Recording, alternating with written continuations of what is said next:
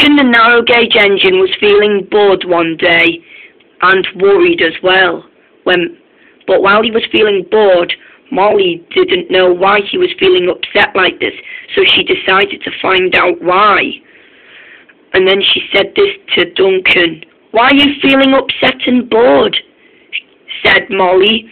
"It's because," said Duncan, "I'm worried about Mighty Mac and Boko," he said, "because they haven't returned all day," he said. "I'll tell you why they haven't returned," said Dennis. "It's because they're in a meeting with, they're in London Station having a meeting with Mr. Conductor. They'll be here soon." And so Duncan cheered up, but didn't smile. But meanwhile, Thomas arrived and decided what's wrong with Duncan. "What's the matter, Duncan?" he said. Duncan didn't want to talk. When Billy arrived with a dirty freight train, he said this to Thomas. "Morning, Thomas," he said. "I can't stop. I must take this freight train to the station. Goodbye." And so Billy puffed away. He should be at the next station by now, but he was late because Rickety and the trucks had been troublesome all morning. While Billy steamed along, he was ready to go somewhere else. While Duncan was a little bit bored, he was so bored that he decided that he and Thomas will go to their shed. We'll go to their shed while they're having this year's meeting at London Station with Mr. Conductor. "Maybe I know one good idea," said Duncan. "What's that?" said Thomas. We'll go inside their shed until they come back." "Great idea," said Thomas. And so Thomas did what Duncan told him to do, and Duncan was ready. "We'll be back," said Duncan.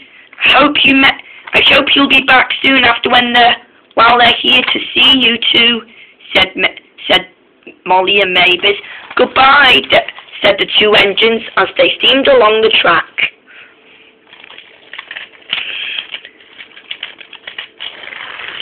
They went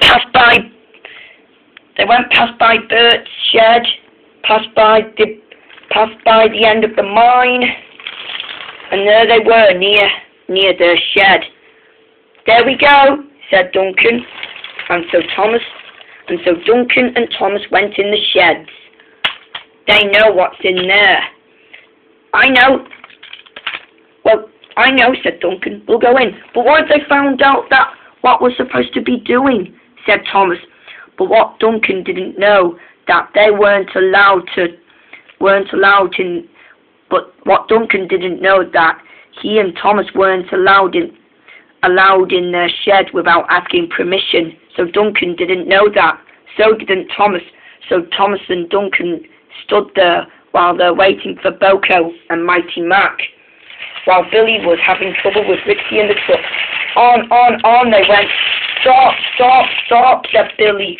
What he didn't know that an old track had disappeared, and Ben with the workmen are trying to find it and mend the line so that it will be clear once again.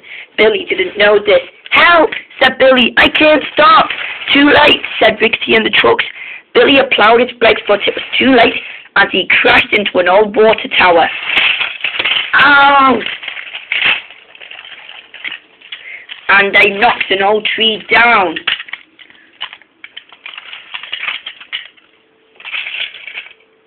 The trucks were derailed. So was Rickety. Billy was so cross. "They are going to pay for this," he said. "Are you all right, Billy?" said Ben. "I feel hurt," said Billy. And so now Boko and Mighty Mac's way were blocked. Now they can't get through there because they're trapped because of the mess. "Great," they said. "Now we can't even go through." But they don't know what Thomas and Duncan were up to in their shed. "Can we have the last minute in there?" said Thomas, "before they go back." "We're waiting for them," said Duncan. "No," said Thomas, "they'll think we're stalkers." But Duncan didn't listen. He was too busy waiting for them. When the accident was over, Horindo just cleared the path. After when their meeting was finished, they were ready to go back to their shed. "We're ready, aren't we?" said Boko. "I know," said Mighty Mac, and they were. They puffed away back to their shed. But when they arrived,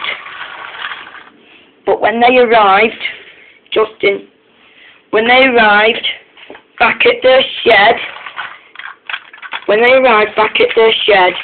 there they saw was Duncan and Thomas inside it. They were cross.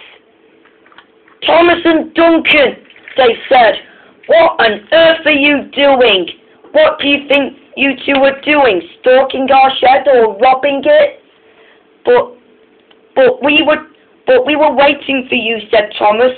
"Indeed," said Boko. "Tomorrow I will try to bring you to something what you two would not be breaking in with. Now that is so naughty, breaking into our shed without asking permission. You didn't follow our rules." "Come on, Thomas," said Duncan. "Let's get out of here." But Thomas and Duncan were still stuck with Mighty Mac and Boko. "You two aren't going anywhere. We're taking you to the Fat Controller." And they were in trouble indeed. "What are we going to do?" said Thomas. "We don't know," said Duncan. "You should have listened to me," said Thomas. "I know," said Duncan. And so Duncan should have.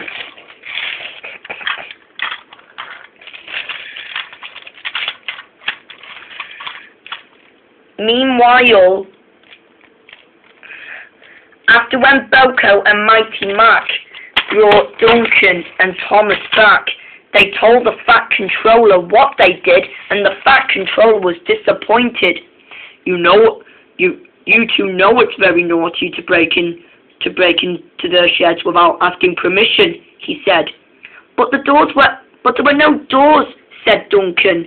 But while there were no doors in their shed, you two didn't have permission," he said. But we're sorry, sir," said Thomas. "You better be," said the Fat Controller.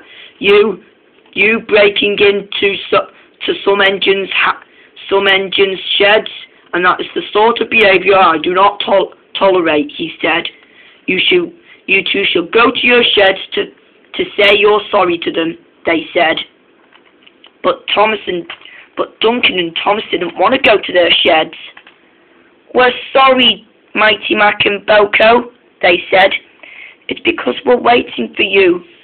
"It's all right," said Mighty Mac. "Just don't do it again." And so Thomas and Duncan promised. While Billy, still in the ground, feeling grumpy, he said, "I am cross with you lot, Rickety and the trucks," he said. "It's not going to be long," said Duke. "I'm cleaning up the mess." And he was. And with that, the trucks were cleared back on the rails, while Duke and Ben were ready to pull Billy out. They know what happened today, but what they didn't know was that Thomas and Duncan did what made Mighty Mac and Boko disappointed. "We don't know what's going on in the sheds," said Ben. "Course we don't," said Duke, and they all have to find out. Even Billy, who was very annoyed. He said, "This isn't going to be good," and he was very grumpy